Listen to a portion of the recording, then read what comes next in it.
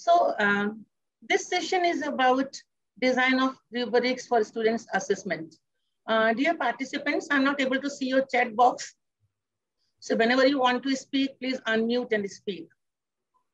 I like to, with your permission, I have to put my video off so that I can use the width for the audio signals. If with your permit, I'll just put my video off so that you can more clearly listen to me. Right? Okay. So dear participants, this is about the design of rubric for students' assessment. We all are very sure that assessment being a part of teaching learning process, you frequently conduct students' assessment.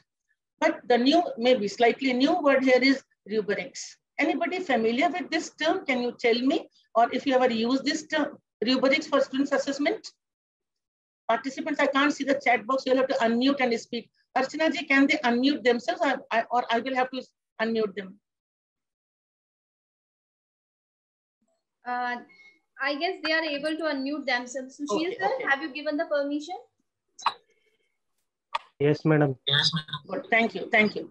So please, whenever you, so whenever you feel like during this, whenever you feel like intervening or having certain queries, certain questions, please feel free to do that.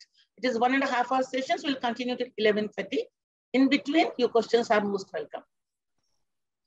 So, ma'am, rubrics, I think it is a use for indirect assessment. When we are having subject in which we can't give an exam, so we set a set of rules. Rubrics is basically, we are setting some set of rules to give a marks in a particular subject. For example, projects. Yes. Major projects, we are having self-study. In this case, we are setting some rules, and that rules we are saying that it is a rubrics. Maybe I agree to. Can you please tell me your name as well, because I'm just on the sidebar mode. Ma'am, myself, Dr. Preeti Rai from Gyan Ganga Engineering College, Jabalpur. Okay, good, Dr. Preeti Rai. You are right to a large extent. The only what I couldn't understand is indirect. Why do you say indirect? Maybe things will get clear as we proceed. No. I have sorry, ma'am. Sorry. I have used incorrect word. It is not indirect. It is direct. Okay. Thank you. Thanks a lot. So for anything, you can stop me in between and intervene, and I'll be too happy to have your questions during the session and after the session. So the learning outcomes of this particular session, as usual, we always start with. After the presentation, the trainees will be able to list the tools and techniques for assessment in psychomotor and affective domains of learning. Now, I believe you are familiar with the domains. In any case, we can just give a little difference of that.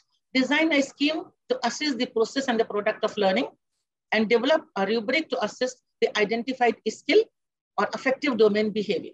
So these are the learning outcomes of this particular session, and we hope to achieve them by 11:30 today itself.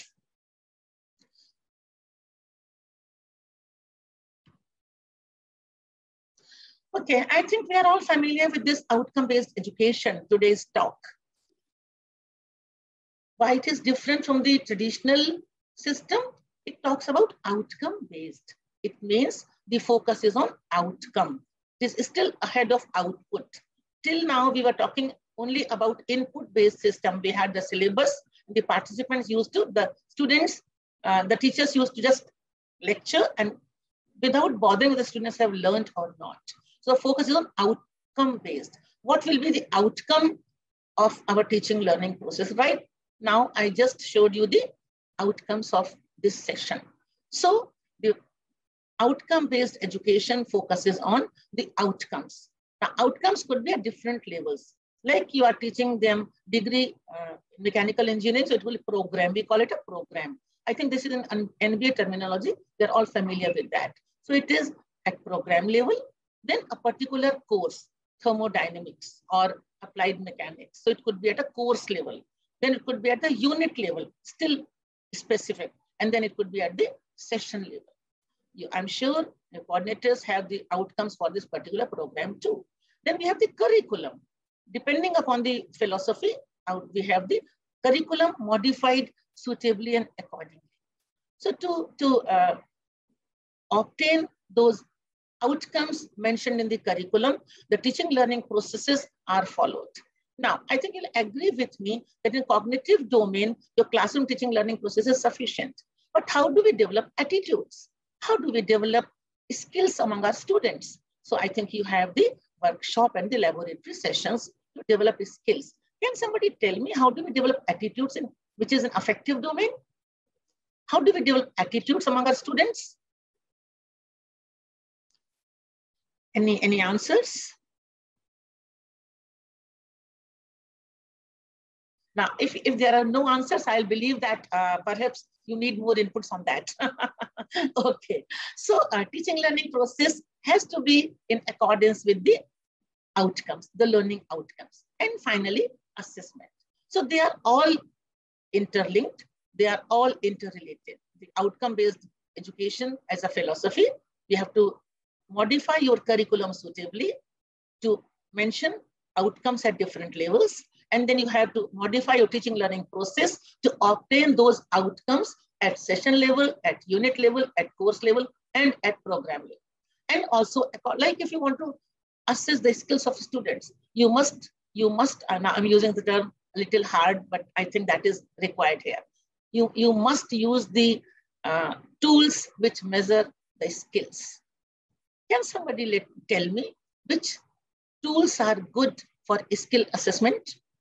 Or how, okay, don't do that. How do we assess the skills of our students? Your answers, please. How do we assess the skills of our students? Yes, please. I think there are, how many? About 70 participants. So I'm still waiting for your response. How do we assess the skills of our students? Ji?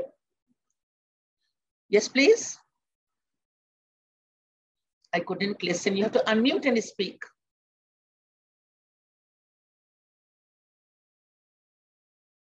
What happened? Okay, I think I can see the chat box there. Okay. MCQ. Practical exam is good. But MCQ, you have to perhaps think about it, because MCQ is not good for skill assessment. It is good for some assessment in the cognitive domain, right? Like you can ask questions, right? So because if they have to learn a skill, you have to observe them while they are performing. Then only we can be sure that yes, they are able to learn the skill, right? Okay. So we proceed further. Okay, so just look at the learning outcomes, whether they are few or many, whether they are general or specific. Like PEO, they are, if you're familiar with NBA terminology, you know about program educational objectives, which can be achieved after 3 to 5 years of the program completion with a degree or a diploma. So when they get employed in the industry, then, and that is indirect assessment, which is done through questionnaires. You contact the industry people, you contact the graduates, and you ask them whether they could achieve the program educational objectives. Then the program outcomes. Now, mind here, it is program educational objectives. Then POs, program outcomes, and program specific outcomes, they are there. They are different for each. And if you are familiar with the NBA, and I think most of you are familiar with that, now you will see that there are 7 outcomes for diploma, and I think 11 outcomes for degree. Then you go for specific outcomes, course level outcomes, which are, now we don't call them subject, we call them course. And then from subtopics, topic and subject matter. So that's how they become many in number, they're more specific. Fine. This is important because we are going to talk about the assessment.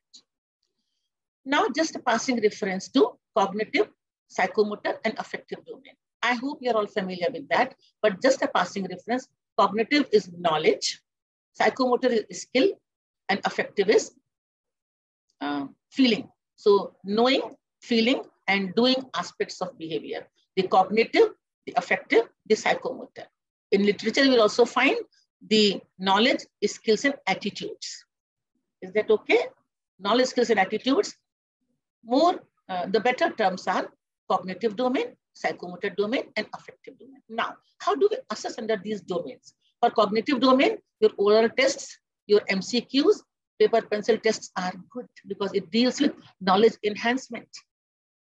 What we have learned new. So that is MCQs are good here. Paper pencil tests are good here. Oral tests are fine. But when we talk about psychomotor skills, I think you should go for observation. You observe them while they are performing. So on-the-job performance is important and you observe them while they are performing. And for affective domain also, it has to be observation. Because attitudes, you cannot see what attitudes students possess till you observe them in different situations. Like, okay, another example could be whether they are good as a team member. So when they work as a team member, you should be observing them and just be sure about how they are contributing to a teamwork, right? Any time in between, please feel free to share your opinion because it is a class of andragogy. You are all experienced, mature teachers, technical teachers. So you want to add, maybe you are not to ask questions only, you can add. This could be a value addition to this session. So please feel free to share your views, share your opinion where you feel like. Okay? Fine. Brain skill, okay. Any exercise like assembling, okay, fine, yes, good. Good, Sandeep ji. I think now I know where to look for a chat. Good, okay. So there are some examples like one of the participants already shown some examples of psychomotor skills. So just to make you a little more clear, I'm showing you some examples of psychomotor skills. Just you can read them on your own. They're from different courses, different programs, different levels, but they are just the examples. Making jobs on lathe, shaper, milling machine with desired accuracy, setting, adjusting, and manipulating various equipments and instruments. For example, dumpy label, theodolite, this, CRO, etc., etc. So the important is in setting, adjusting, manipulating, and various equipments. So making jobs, they are the skills. Some more skills, dismantling. Now look at the verbs here, which we are using for writing down the learning outcomes. Dismantling, assembling, fault finding, and repairing. Machines like A, B, C, D, whatever.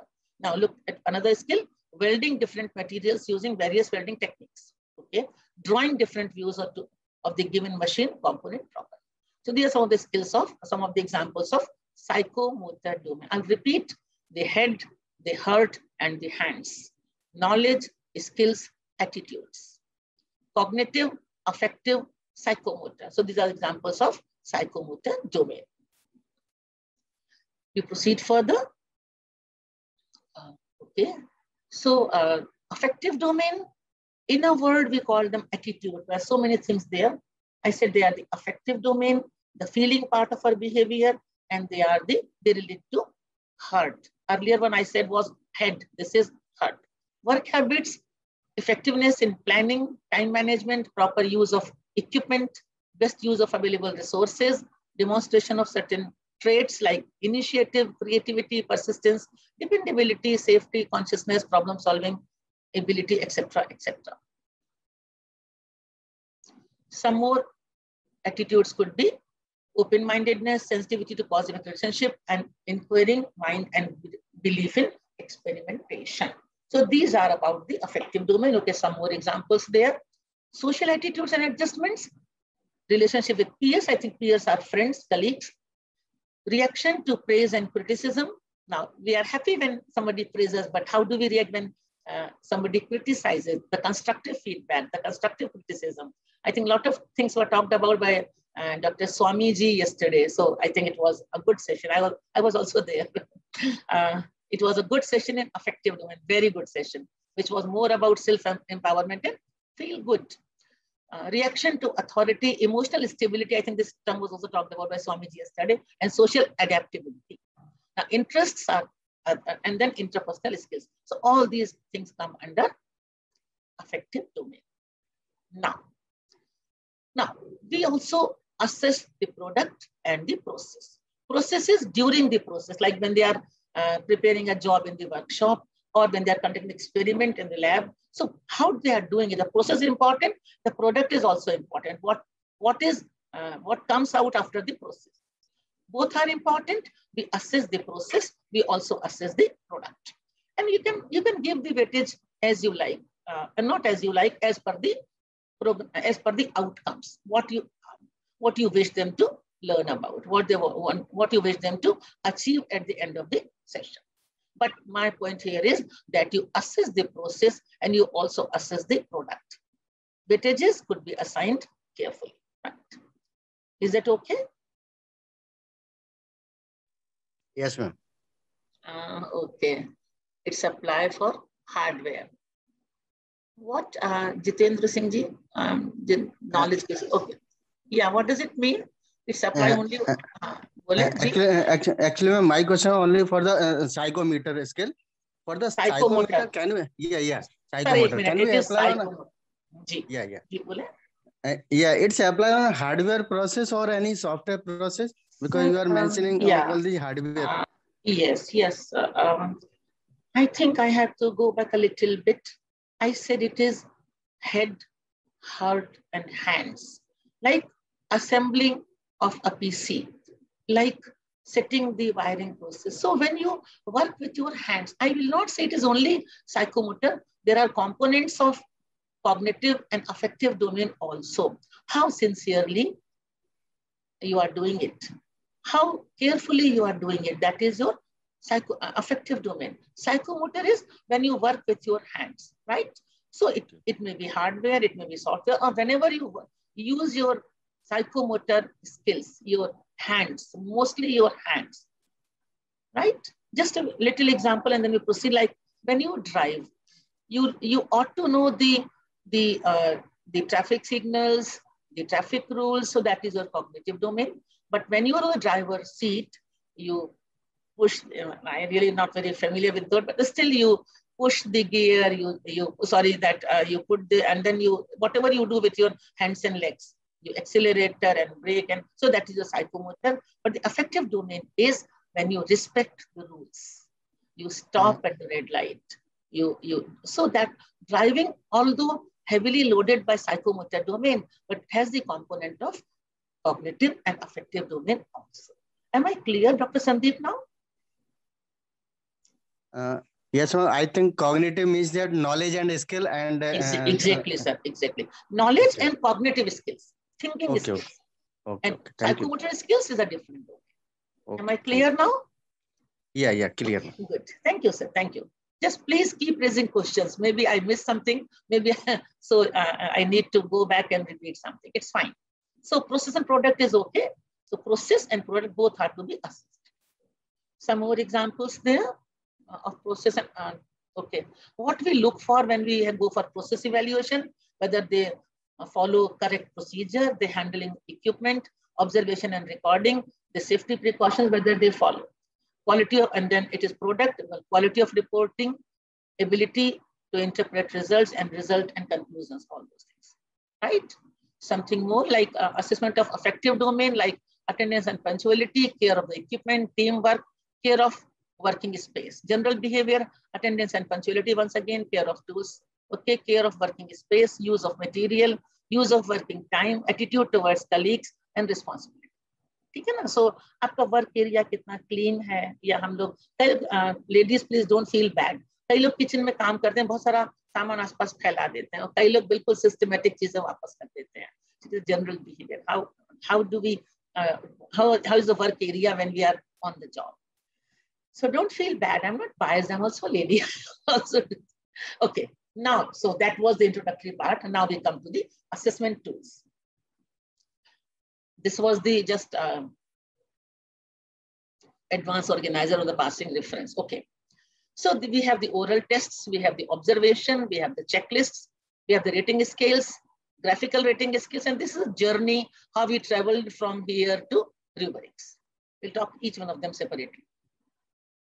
Checklist, okay, observation could be different for different, I'll just go back a little bit. Observe, like you observe, myself observe, somebody else, A, B, C, D, three, four more persons are observing. They will observe the same phenomenon in a different way. unless you provide them with a tool, with a checklist kind of thing, or with some assistance as to they know what is to be observed, how it is to be observed, and how they have to record their observations, or it will just go astray. They do not know what is to be observed. So one such tool is checklist. The least complex form of scoring system is simple list indicating the presence, not the quality. So they just say whether something is present or not. So the answers possible are yes or no. They don't assess the quality. They just checklist only say that the particular element is present or not. Checklists are not very frequently used in higher education at program level assessment because the answers expected are only dichotomous, yes or no. But faculty may find them useful for scoring and giving feedback on minor students' assignments or practice details of assignments. Like now, why it is there? Because you have the answers only in yes or no form. Did the tool and equipment, whether the candidate checked the tool and equipment before starting the task, yes or no. Wipe the matting parts of the bearing and housing shaft, yes and no. So the answers expected are, that's why they are known as checklist.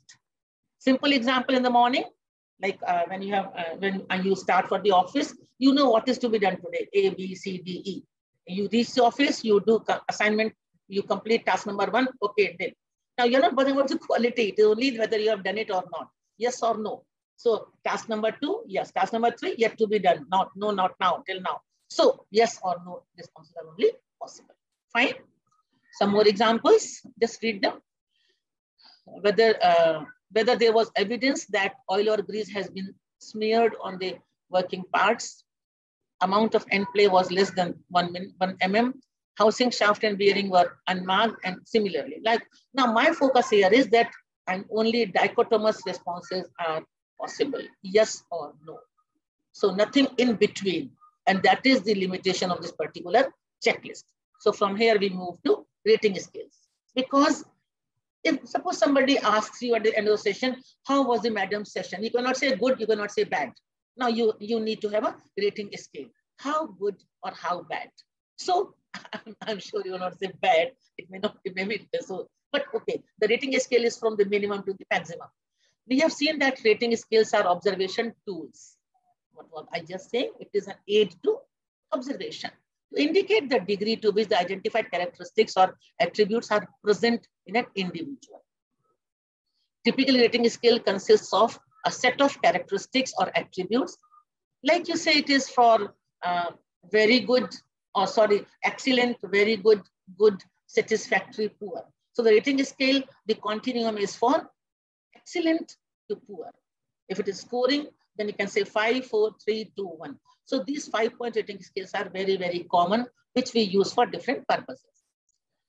Set of characters, okay, judged, and a scale for indicating the degree to which each attribute is present.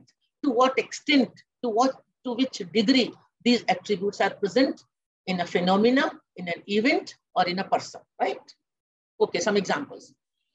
Does the student participate in group exercise? You cannot say yes or no, but you can say 1 is the minimum and 5 is the maximum. So you can just, they are known as numerical rating scales. You give numbers, numerical rating scales.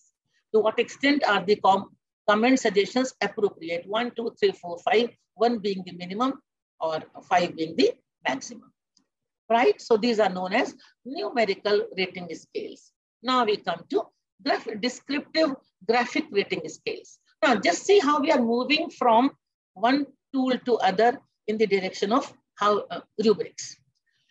Does the student participate in group planning? Now, when you say 1, there is some description there, 1, 2, 3. Now, we are trying to make it, I think I'm familiar with the term objectivity and subjectivity. So we are trying to make things, now subjective is, I'll give 1, 2, 3, or 4 or 5.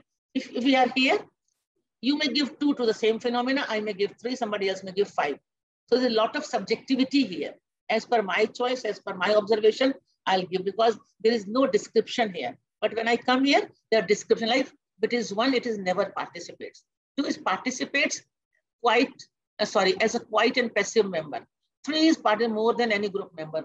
4 is something, and 5 is participates and influences the group decision. Now I think we are adding the element of objectivity. Objectivity. and we are being less and less subjective. Am I clear? Do we know about subjectivity and objectivity? Sirji, I'm just waiting. Okay, chat box is empty. Nobody has written anything. Are we familiar with subjectivity and objectivity? Sir, bolna padega.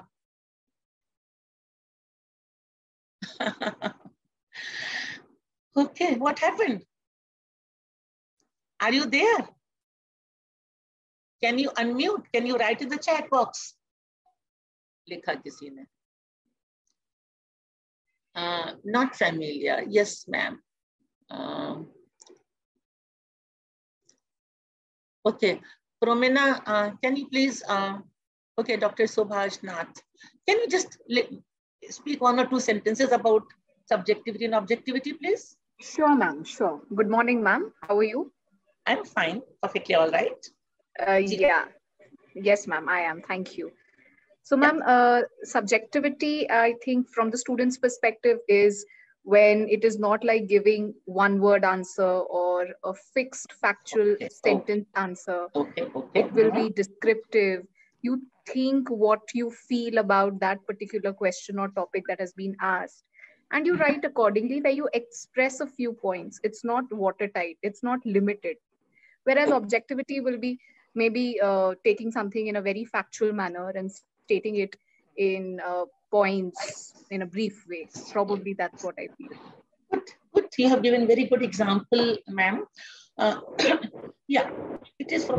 You are very true to the extent that when this answer is lengthy, the evaluators, the teachers, the scorers, the markers, they may like out of 10, somebody might give 5, 6, 7. So this variation in scores, this is known as inter-scorer.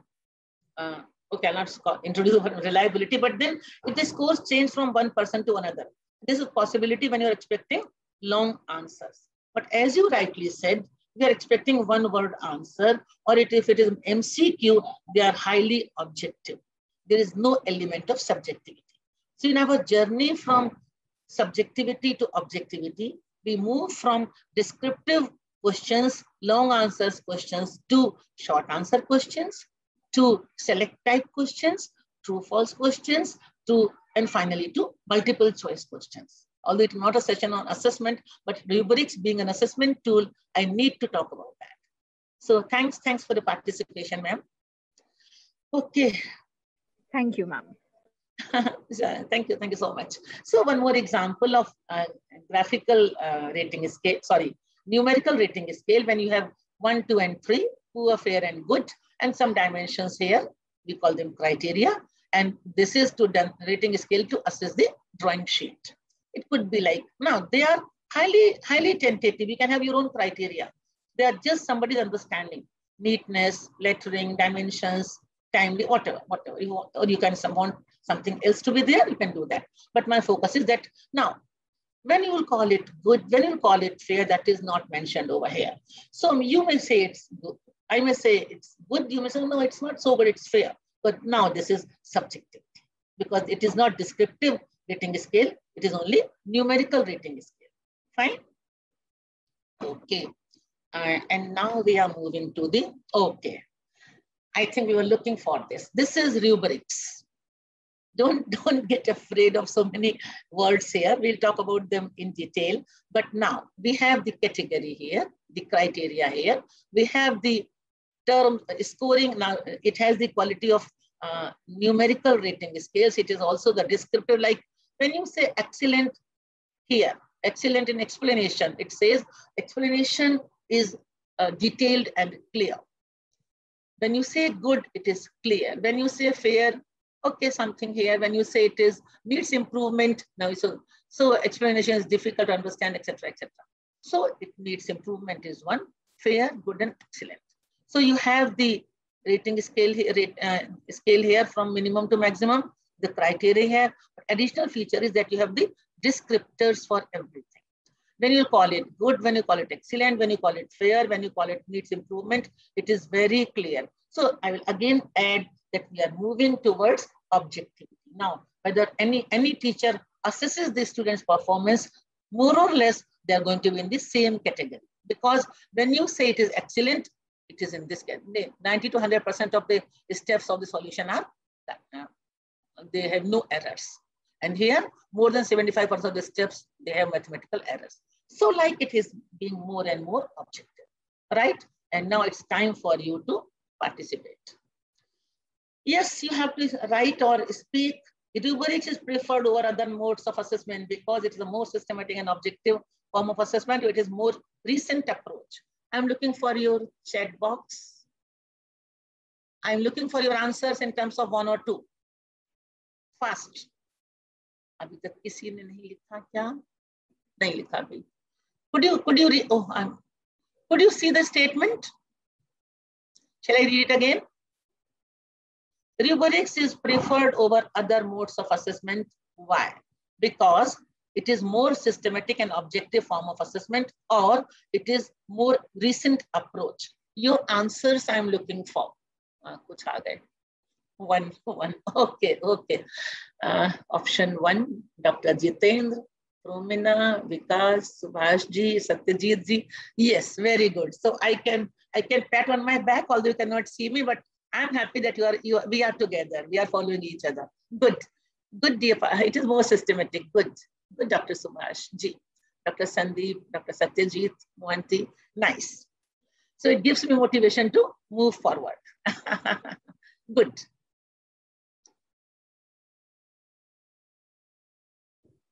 Now we are coming to, Now onwards we'll talk only about rubrics. A rubric is an assessment tool which is usually in the form of a matrix or grid.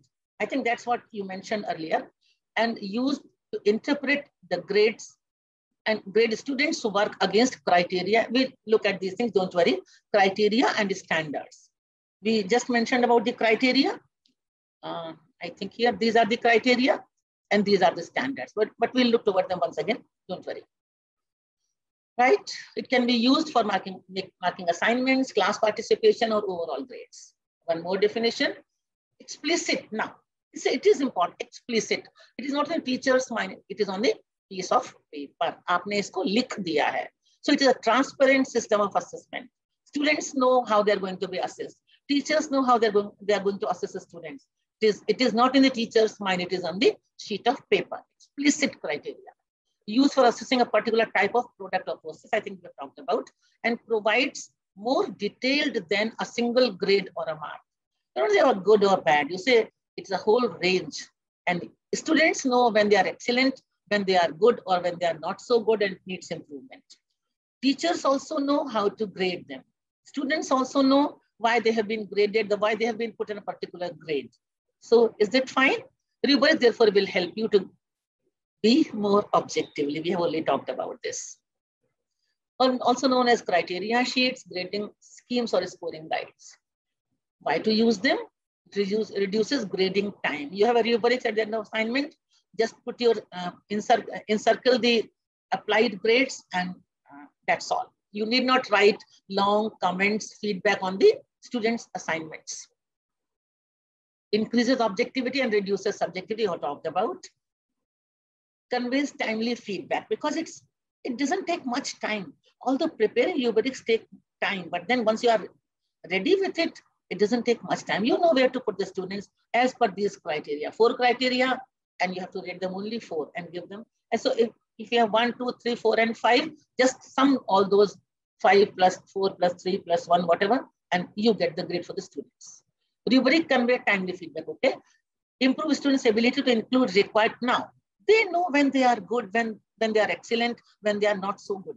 So they know how to improve. What include required elements in an assignment.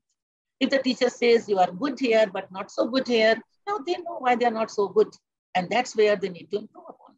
So it is a very, very transparent and objective system of assessment. Right? Okay, and they can be applied for whole range, any affective or psycho or any performance assessment. It could be assignments, essay exams, group work, industrial training, all those things. Performance, portfolio, project, self-assessment, everything, right?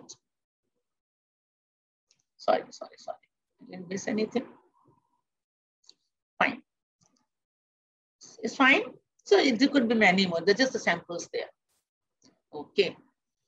Fine. Once more, you want to use rubric for the student's assessment, the least preferred example for the same. Least preferred. You will not like to use it for this particular situation. Reading a book in library, solving complex maths problems, students participate in teams and conducting an experiment in the lab, where you will not like to use your rubrics. Yes, sir and ma'am. Expecting an answer in terms of 1, 2, 3, 4. Chat box खोल लेते हैं. जी sir. अभी तक किसी ने नहीं लिखा है. बोलिए sir. Can you see what this chat box is coming on the screen? Please tell. Okay. Can you again show the previous slide? Which slide, Ishan? Ishan. Okay, just a minute. You are looking for this one? Oosh. Is that fine, Ishanji? Hello. Sir, आप unmute करके बोलें क्योंकि मैं सभी को देख नहीं पा रही हूँ. I'm in the sidebar mode. Ishan जी कुछ कहना चाहते हैं? Yes, ma'am. Yes, ma'am. I just wanted to see this slide once again. Okay, ठीक है. अच्छा, Ishan. Okay. Sorry, I thought Ishan actually मेरे grandson का नाम है, तो मुझे लगा कि I'm sorry. Actually, ma'am, ये मेरे son का profile है. He has a Zoom account. So I was right. Okay. So I was not wrong then. I am Ragini Karwai हूँ. Okay. आपने बेटे के नाम से लॉगिन. It's fine. नहीं, उसका प्रोफाइल है मेरे लैपटॉप पे ना, Zoom पे. He attends his classes. Okay ji. Okay, doesn't matter till your coordinators have no problem. क्योंकि हमें कई बार assignment में problem आती थी email की. But anyway, fine. Ji, is that fine? Yes, ma'am. Thank you. चलिए, now we come here. I am expecting an answer. Oh, there are some answers there. You want to use rubric for students' assessment? The least preferred example for the same would be reading a book in the library, solving a complex maths problems, students participate in teams and conducting an experiment in the lab. I'm looking at the chat box for your answers. Gee, what happened? Ma'am, I think we all have written one, if you could kindly check. Okay, very good. So it doesn't need an explanation. Good. Thank you so much. Thanks. So we proceed further. Yeah, because rubrics being an aid to observation. You cannot observe when they are reading what is happening to them. So good, very good. And even reading is a verb which is not used for writing any program, any outcome at any level. So good. Thank you so much. Okay. Now we proceed from here. Now, if you are to prepare a rubric, what you are looking for? What are the elements, the criteria? Please just keep them in mind. The criteria, the level of performance, scores and descriptors. We'll talk one after the other. Now, what is the, first is the, okay, what are the elements? Look, history research paper is a task which is to be assessed. History research paper rubric. The criteria are all here. Number of sources, historical accuracy, organization. So they're highly tentative. Don't take them as very good examples. They're just examples. So these are the criteria. Assignment is to be assessed on these 4 criteria. Level of performance, excellent, good, poor. The scores are 1, 2, and 3. And whatever is written in these boxes, they are the descriptors. Number of sources, 10 to 12 are excellent, 5 to 9 are okay, just okay, good, and 1 to 4 are poor. Similarly, organization can easily tell from which sources information has been drawn, excellent. It can tell with difficulty, and it cannot tell. So just descriptors means it's easy for the teacher because they are more objective. So when you will call them, it's good or poor or whatever. So they are now even we'll talk that it is not important. You always call them excellent, good, or poor, or 3-point rating scale. It could be a 4-point, it could be a 5-point. Now people usually go for 5-point rating scale, but then psychometricians are the experts in assessment. They started saying that when you have the middle one, there's a tendency to regress. Regress means moving towards mean. So they thought maybe a 4-point approach would be a better one. Then some teachers go for 3 points. So it is totally your decision, your judicious decision. Is that okay? Elements of a rubric, shall I proceed? I'll repeat. Criteria, task is here. Criteria are here. It is written over there. Level of performance is excellent, good, and poor. Scores are 1, 2, and 10. These are the descriptors. We'll talk one after the other. What is happening? Okay. What is a task? While developing a rubric, begin with a task description, which is the actual assignment, right? So assignment could be a research paper, project work, the product or the process, industrial training product, or assessment of a lab performance process. So it could be a process or it could be a product, right? Then we go for criteria. Criteria identifies a trait, feature, or dimension which is to be measured. On what is the criteria where you would like to assess them? Criteria derived from the assignments, outcomes, checklists, grading sheets, or with the help of the colleagues. What to look for when they are doing the lab practical? What to look for when you are going to assess their experiment manual? I don't know what to call them, experiment sheet or whatever. So what to look for when they are working in workshop? What criteria should you use when you are assessing a job which they are prepared on a lathe machine? So you have to look for those criteria. You can even discuss with the colleagues. No matter. Okay. The examples could, criteria ke examples kuch ye ho sakte hain, dekhiye. Research paper ke liye just have a look at this. Newness, existing research efforts, data collection, survey, methodology, arguments, grammar, spelling, quality of figures, format, style, vagara, vagara. Lot many things. You can have more, you can have less, but just if you want to assess the research paper, this could be some of the criteria, right? Is that okay? Let me know if you want me to stop. So these could be criteria for assessing. Yes, ma'am. Okay, thank you. Thank you so much. Yes, ma'am. Yes. So now you can have criteria for industrial training report and its presentation. You can have again a lot of criteria. They are just a sample. It is industrial training report and the presentation. So about the report, organization and format, discussion of the theoretical knowledge, internship experience, visual aids, language used in the report. Now presentation skills, quality of media and used in presentation, eye contact, handling of, and all those things, right? So these are criteria, right? Criteria which you need to follow while you assess or while you prepare rubrics. Now they are highly tentative. I'm again adding. You can have more, you can have less, depending upon your focus. Not your focus, but the outcomes expected from that particular process or a product. Now we come to performance levels. Level of performance are often labeled as adjectives which describe the performance level, like excellent, satisfactory, good, very good, whatever. These levels tell students what they are expected to do. If they need to be excellent, this is the descriptor for being excellent. If they need to be very good, good, so everybody wants to be excellent. So it is our journey again from good to better and best. Now it could be excellent, good, fair, poor. It could be weak, average, good, excellent, awesome, from 5 points. It could be master, apprentice, beginner.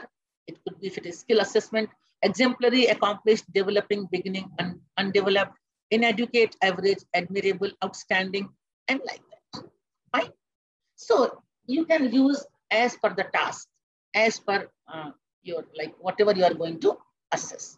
Fine. Now we are going to scores.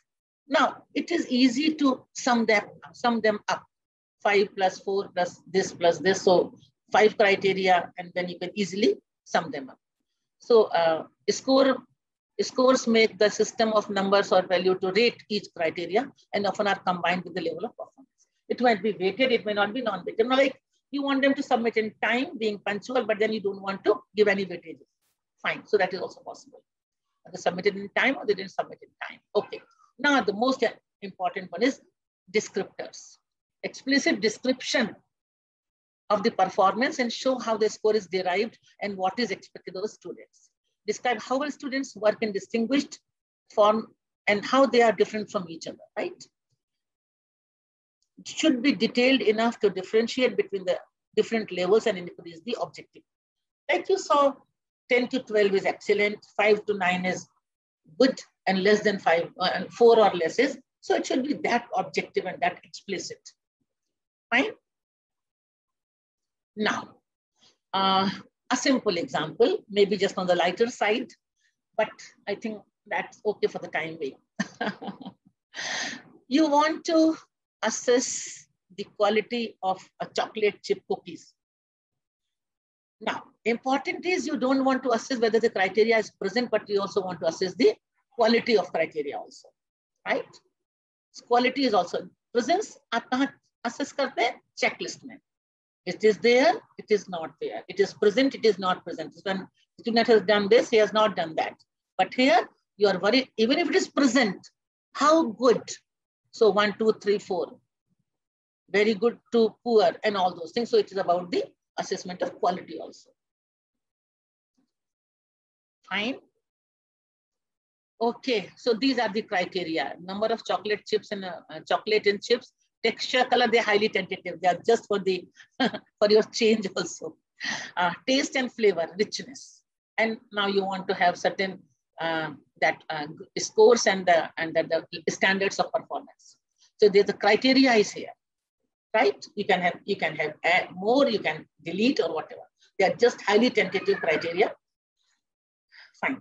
So I proceed. Color कैसा है, taste कैसा है, richness of flavor कैसा है. Okay.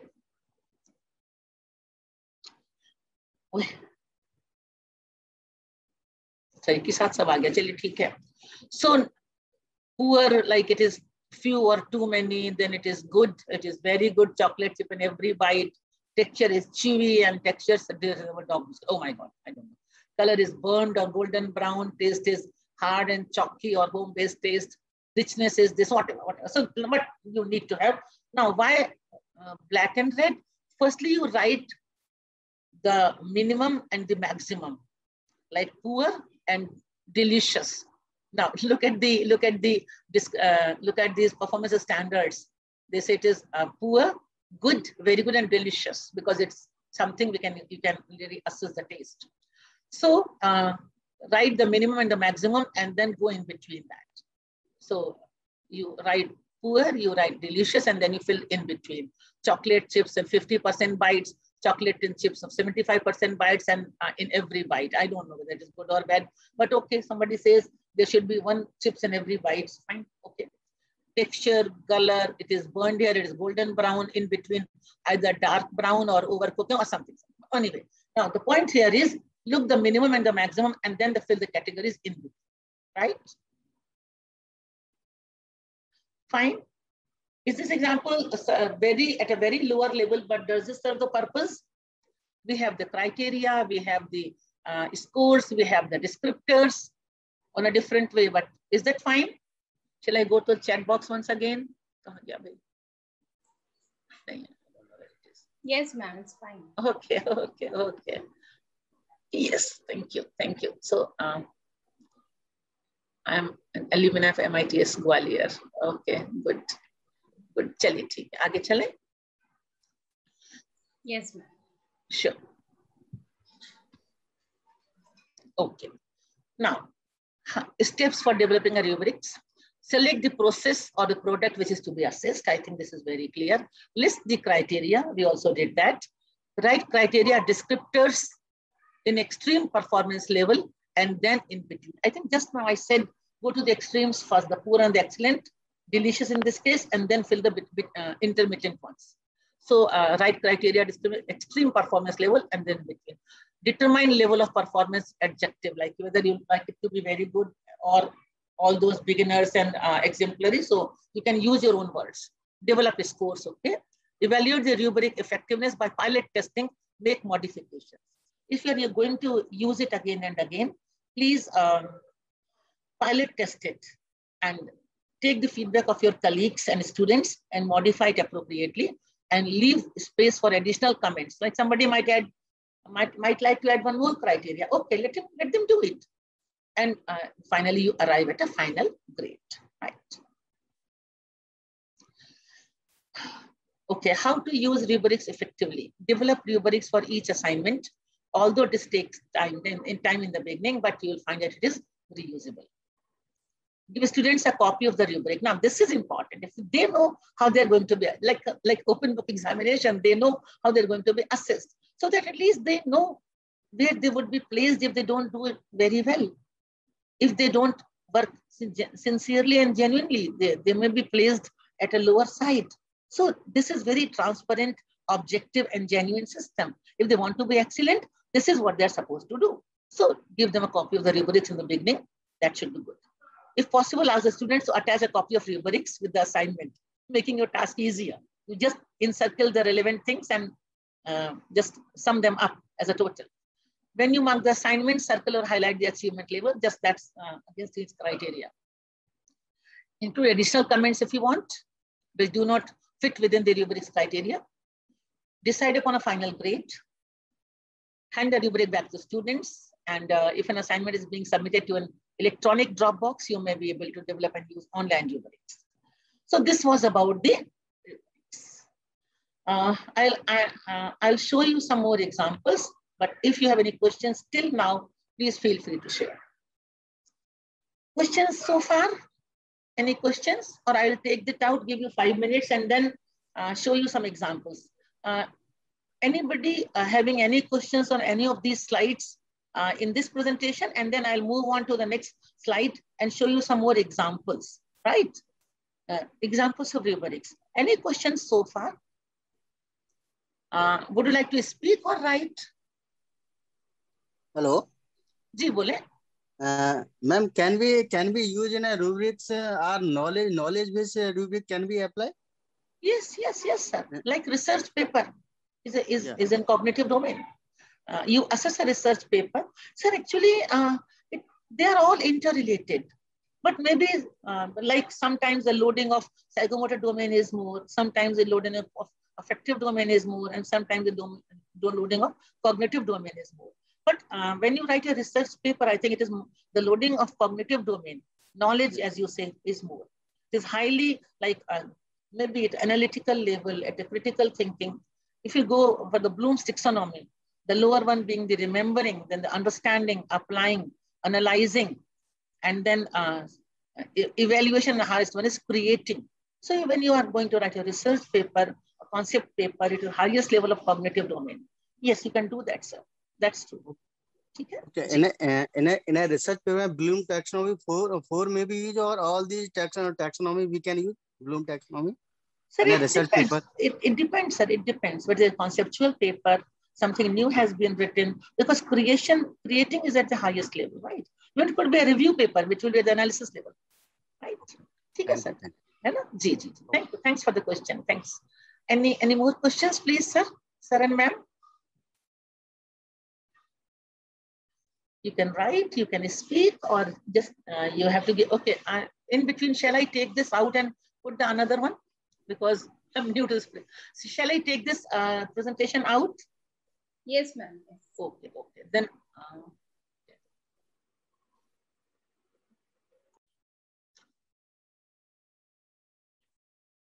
Then I have a different one.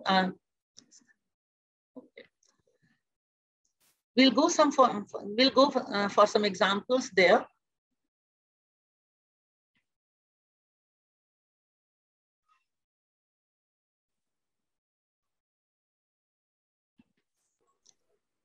Participants, if you have any question, please unmute yourself and ask.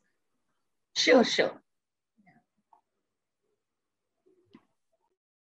You're most welcome. Your questions are always most welcome. Can I share my screen now, Dr. Archana?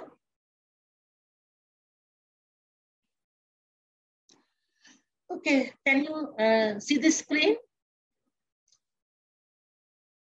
Yes, ma'am. Yes. Good, thank you. So this is the example of rubrics for project work and presentation skills. Shall I proceed? Yes, ma'am. Yes, ma'am. Yes. Okay, thank you.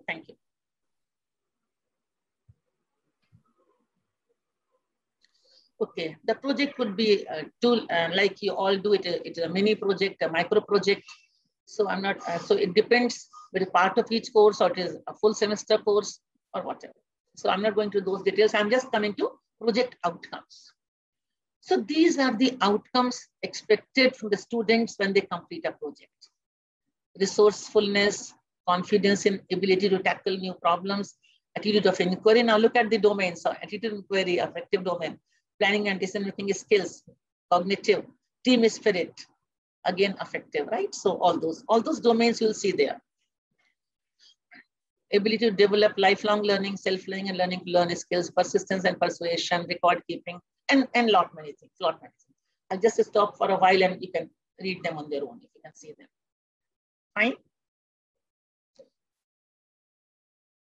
Communication skills, lifelong learning, ethics, concern for environment, fine. Other abilities developed through project work.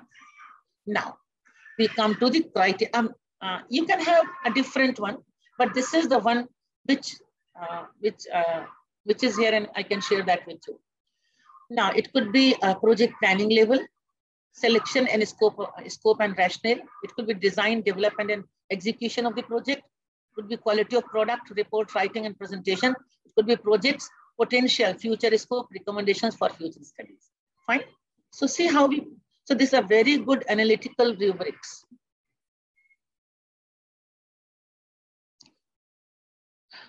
Criteria, project planning, selection, scope and rationale, design and development. We have mentioned them, those 4 level: planning, development, quality of product and projects potential, right? Now the first one, project planning, these are the sub-criteria. Relevant industry-based projects, rationale, literature survey, outcomes to be attained and general behavior. Design and development of execution, methodology, general behavior, innovativeness, creativity, originality, and proactiveness. See, you can have your own. You can have your own. They are just the examples there. Some more of stage 2, design, development, and execution, initiativeness, cost effectiveness, resourcefulness, development of soft skills, generic skills, environmental considerations. Quality of products, report writing and presentation, report writing, clarity of outcomes to be attained, presentation of data and data analysis and quality of product. Some more, communication presentation, voice audibility, use of media and methods, audience satisfaction and outcomes to be attained. Now projects potential, future scope and recommendations for the studies, papers published, exhibition, displayed, showcase, prototype developed, applications in real life, recognition, future scope and all such things. Now come to the rubrics. Font size is a little small because in one slide I couldn't do much, but since you are on your screen, you can read them here. See, the criteria is here, selection of relevant industry-based project and its rationale and application. This is the main head and these are the sub-criteria. And you have this is standards of performance is very good, good, fair and poor. New numbers, you can have 1, 2, 3, 4. And you can read any one of those, like very good, it says project title selected as per the curriculum and industry relevance. High potential for industry application. Extensive industrial survey done to identify the topic. In-depth knowledge about the curricular requirement also. Look at the poor. Poor title identified casually, not judge the curricular and industrial relevance. Now other things are in between. Now it could be low here. It is casually, it is highly. Fine. We cannot read everything, but then this is how it is done. Literature survey, general behavior. Literature survey, explored extensively through literature survey, societal needs and through internet and other sources. Demonstrated no efforts in this. So very good and poor and something in between. General behavior demonstrated initiativeness, proactiveness, attitude of inquiry at very high level. And here it was not displayed at all, right? So like you write the extremes first and then you write down in between. Outcomes to be attained. Outcomes written meticulously aligned with the project titles. Neither outcomes are written properly nor relevant to project outcomes, project title, right? So see how I'm just reading very good and poor. Things are there in between, like there are few mistakes, there are many mistakes. Methodology adopted, All the appropriateness and all those criteria are here. Satisfy all the conditions laid down. Methodology does not match with the outcomes. Fulfill only some, fulfill only few. So like you write the extremes first and then you write the in-between criteria. This descriptors I'm talking about, the criteria is here, the standards of performance are here, and then these are the descriptors. So we have written under the very good and poor and then in between. It is just a trick, it is easy to write. Design and development, all those things are here. So meets almost all the criteria and project seems to be purchased and hence does not develop the required ability. So this is yet another. This is analytical rubric, very meticulously being analyzed and prepared at different levels. Design and development, maintenance of logbook diary, you can do that.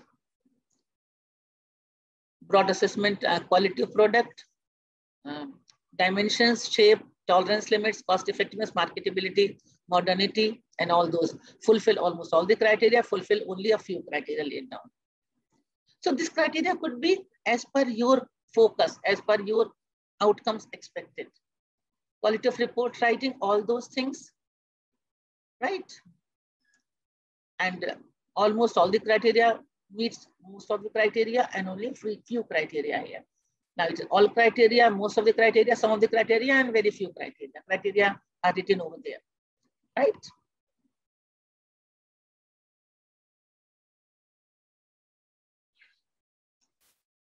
Right? Content delivery, proficient, delivery with eye contact, with audience, voice audibility and modulation, excellent voice audibility and modulation, not audible and no modulation, and things like that. Like it is easy to observe when you are on a rubric and you can assess them. Proficiency in communication skills, presentation skills. Okay, so there is one, it was still here, the last one, and then presentation skill, you have one more, it could be report presentation, project report, or presentation in isolation. So this is your, okay, so till here it was project assessment and then it is presentation skills.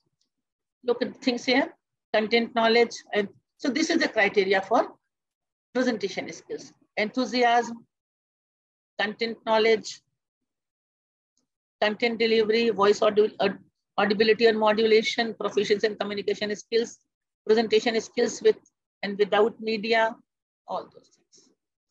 Non-verbal communication, expressions, body language, summarizations, and review, and all those things. Okay, so is that fine? Do you need more examples of workshop, etc.? Shall I go for, okay, I think I have time. So 5 more minutes? Yes, ma'am, yes, sure. Yeah, so just one more. So, okay, dear participants, now are you comfortable? Will you be able to make rubrics for your sessions? Yes, ma'am. Yes, ma'am. बना पाएंगे आप लोग?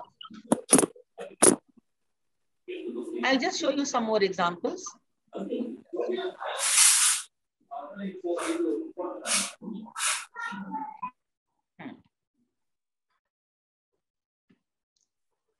Okay, now lab work and workshop practice assessment rubrics.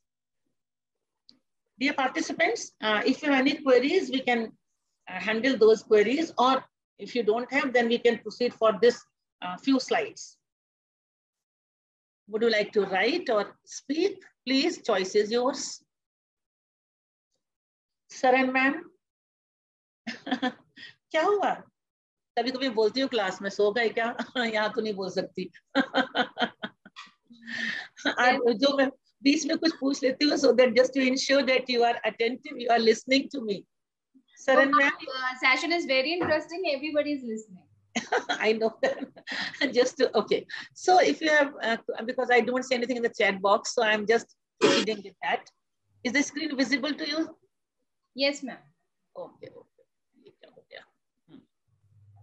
Right. So some more examples. Look at the lab work rubrics. See, The task is lab work rubrics. The criteria are procedural knowledge, use of equipment, safety and work area. And the level of performance is 1, 2, 3, 4.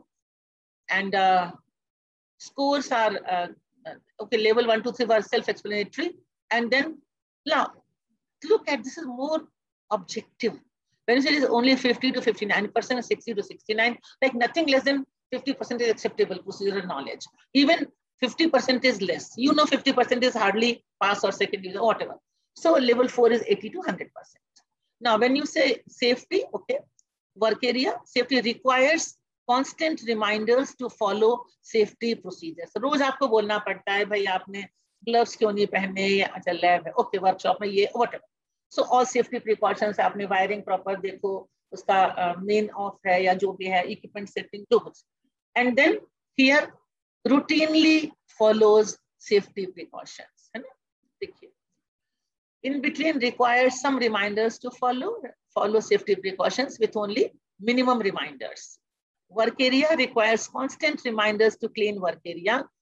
Routinely keeps work area clean without reminders.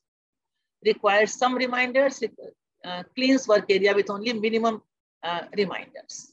Use of equipment, uses tools, equipments and material with limited competence. Uses tool, equipment and material with a high degree of competence. In between you have some and more, right? So it is the rubrics for lab work. Now there are just sample 4 criteria. You can add more, you can reduce, you can have more process and product criteria, and have different criteria for process when they are performing in the lab. You can have the different criteria for product when they submit you the journal. So it's your choice. It is just an example.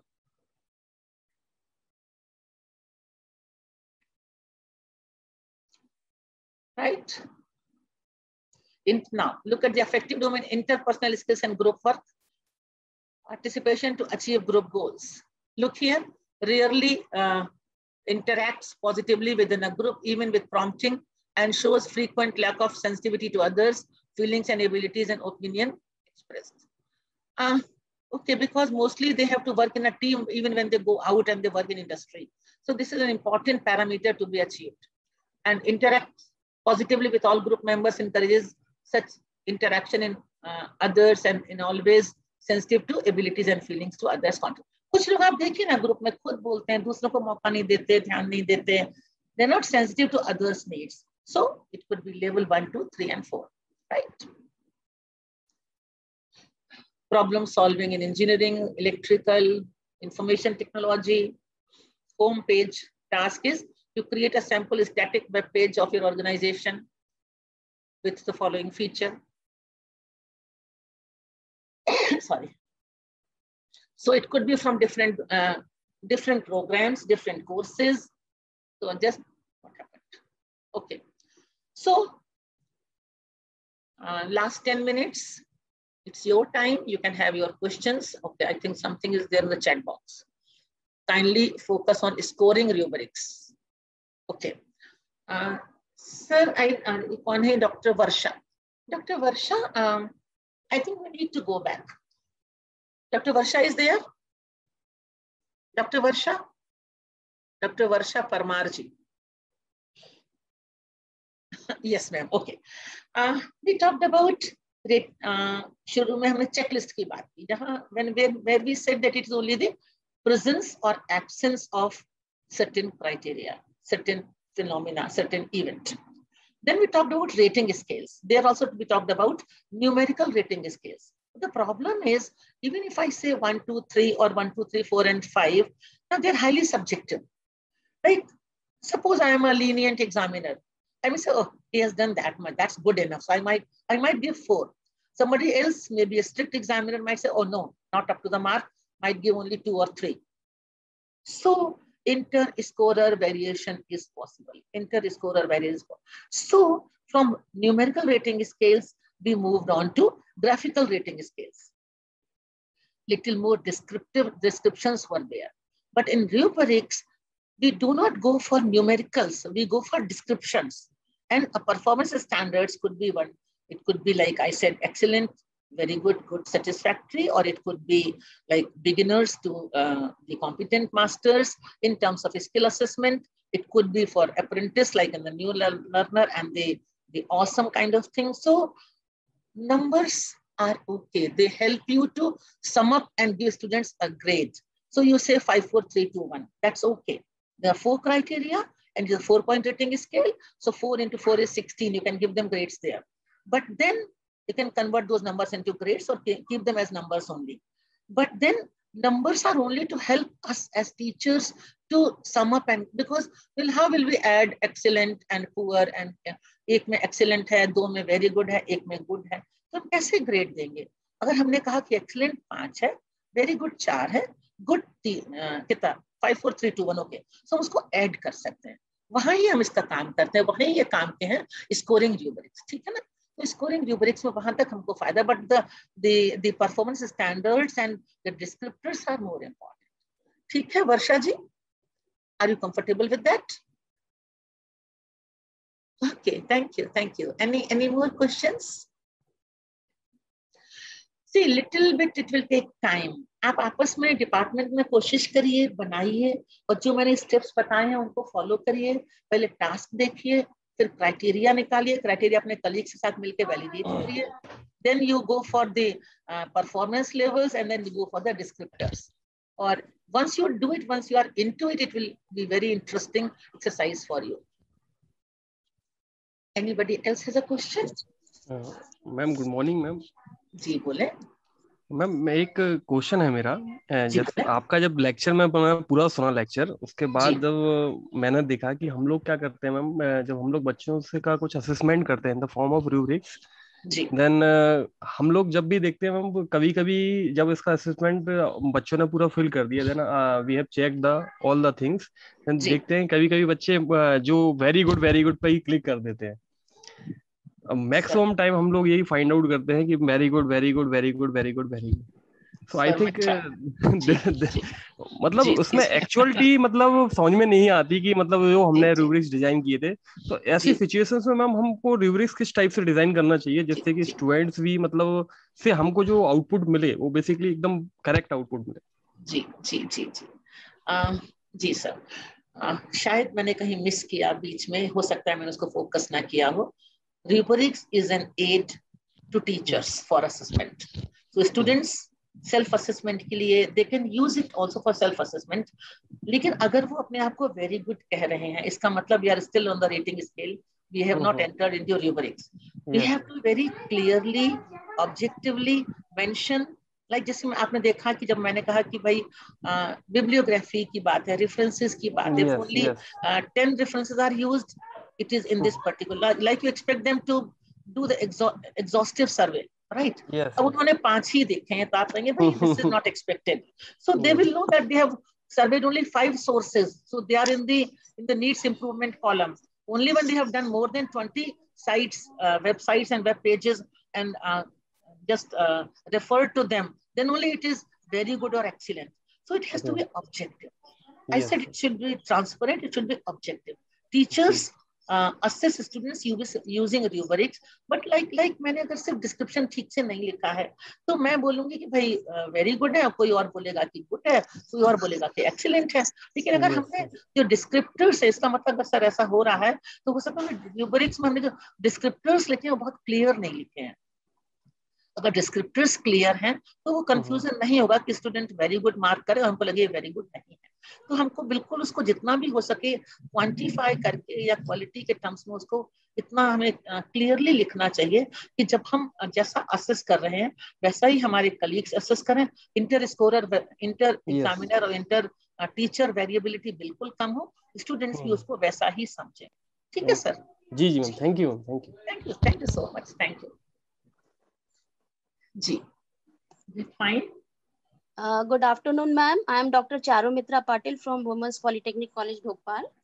Okay. I have a question about evaluation through rubrics. Actually, ma'am, assessing a student's performance through rubrics on each criteria, on each and every assignment or LO, at each domain. Sometimes it's find very difficult and time consuming also. जी. Because there may be more than 50 students or 60 students in a class. So ideally, how many assignments or tasks or skills or LOs of a course should be assessed through a rubrics? Charumitra ji, thank you. Thanks a lot for the question. I think since you have talked about COs and course level outcomes, you map your course with the program outcomes, right? So when you map your course with the program outcomes, see which outcomes are more important and which outcomes need to be obtained by the students. Do not go for every bit of assignment. Identify the major assignments which are in tune with or which are aligned with your course level outcomes. Okay. So you look for those outcomes which are very important and you prepare the rubrics, give them as a part of their assignment only. Let the students understand their rubrics and do not keep too many criteria. The example which I showed you about the project, what maybe a capstone project, maybe a whole semester project. So that is a 20 credit one. So then it's fine.